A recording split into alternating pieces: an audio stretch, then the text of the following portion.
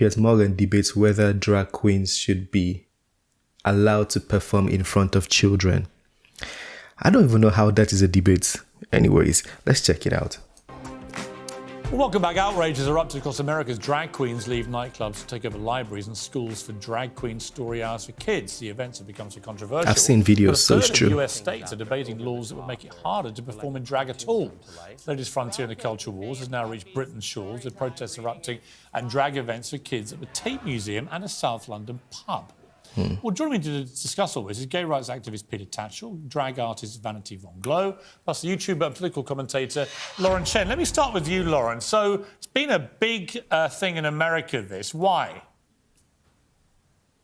Well, I think this is such a huge topic right now because parents are frankly fed up of the idea that just because you're going to be called a bigot unless you agree, that you're supposed to be all right with grown men wearing prosthetic breasts performing for your children. And there's a lot of people who will say, well, they're just reading stories. We know for a fact that that's just not the case. There have been And also we've seen the stories. Videos from just these pointing drag out, performances we've seen the where stories. there are sex acts being simulated, where there's nudity. And there's even one going on right now, a viral video that shows someone performing in BDSM gear. None of this is appropriate for children. This isn't a gay rights issue. This is simply what is proper for children. If this were females performing these acts, it would still be unacceptable. And frankly, I'm not going to be scared into silence and saying this is not all right, simply because I might offend some people. If you want to do this in your own time with an adult audience, that's one thing, but this is absolutely not family friendly. Okay, so Vanity Von Glow, I've been to a drag show in West Hollywood. You can imagine what that one was like. Very full on,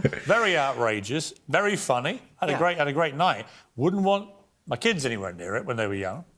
Yeah, that's understandable. I work in Soho in the basement bars, and I wouldn't necessarily want kids at my show either. It would restrict what I'm able to say. And so should they be going into schools or performing at events with kids in that kind of environment? Well, we need to be careful to avoid the type of hyperbole that I think is taking place in America. You know, Cardi B is not the same singer as Barbra Streisand, and the work that she does on stage is not the same as the performances of Barbra Streisand. In the exact same way, drag is a broad church. There's a lot of different performance styles, and it's not always this hypersexualized, stripper-esque performance that's a big part of the drag of burlesque. But there's also a lot of drag that I find it a little dull. I wouldn't want to do it, but that's quite Disney princess, quite anodyne, actually. And that's what's happening at the Drag Queen Story Hours, as I see it in the UK. Peter, is the problem that, as with all these things, there are a few examples where drag queens have simply gone too far. They get caught on camera, that becomes the narrative, and suddenly we move to quite a puritanical response. I mean, for example, when you go to Panto at Christmas, there's normally someone in drag and everyone's laughing and the place is full of kids. So I don't think necessarily it is always harmful to be in a children environment. But it does depend what they're doing. And some of these clips I've seen have been, I think, crossing a line. Well, certainly here in Britain, the drag story time is very much about encouraging young people to read. It's about using drag as a way to engage people. But do we have to do that? Well, it makes it more fun for kids to have this character dressed up, all glamorous and spicy, to tell them stories rather than some boring man in a suit. Does it prompt makes it more enticing? Who made that study? How was the research done? I would like to know. Questions, though, of a sexualized nature. I mean, there is a whole debate in America, particularly Florida, Governor DeSantis there and others believing you just shouldn't have anything sexualised going on in young school classrooms. I can assure you the drag story times in Britain have no sex whatsoever. It's just simply a man in drag telling stories like anybody else would, wholesome, innocent stories, family stories, and often the parents come along as well. And the reports I've heard from parents is they are delighted that these drag queens have managed to get their kids interested in reading. Piers, you would have taken your kids to see Panto when they were younger, I'm sure. And Lord knows I grew up loving Mrs. Doubtfire, and I've turned out just fine, Piers.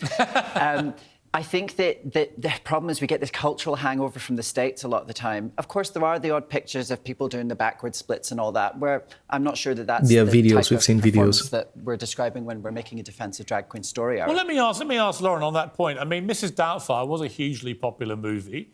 Did that offend you? Would you watch that with a child? If so, what's the real difference? Well, I think there's a very important distinction to be made between cross-dressing and specifically drag. And I have to say, I think your guests are aware of this difference. The history of drag is very rooted in sexualized performances. The person who kind of pioneered Drag Queen Story Hour specifically talks about using drag in order to subvert the nuclear family, heteronormativity, and in order to implant, I guess, notions of queerness in children's brains. So I'm sorry, but no, I simply don't believe that this is just about getting kids to read. There are so many different ways that we could have initiatives to encourage literacy among children, none of which involved adult men wearing prosthetic breasts, which is I think so too. exactly what drag is. I do think so. Well, ultimately, there may be a slight cultural difference between Britain and America on this, because the panto culture is so prevalent here, and it isn't in America. So it might be. I just want to also add, I'm sorry, quickly, but we Laura. live in a society where everything is offensive, including a white person wearing dreadlocks. Why is it okay? Why is it celebrated for grown men to be essentially wearing woman face and performing all these caricatures of female sensibility? So just to Somebody got her clarify, back. you're offended by it, are you? She really came. She Well, I really think came it's to hypocritical express for it. these people who are often on the left. No, I and just asked find, whether you're offended by it. Offensiveness. I know, but if you're so I wouldn't anti say people the being woman offended, faces. are you offended? I wouldn't.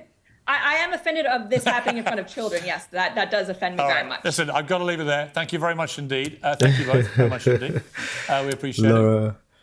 Laura really came to make a statement. She did make a statement. I believe there are other ways children can read and children can learn. What is the importance or what is the necessity of having drag to enhance assimilation?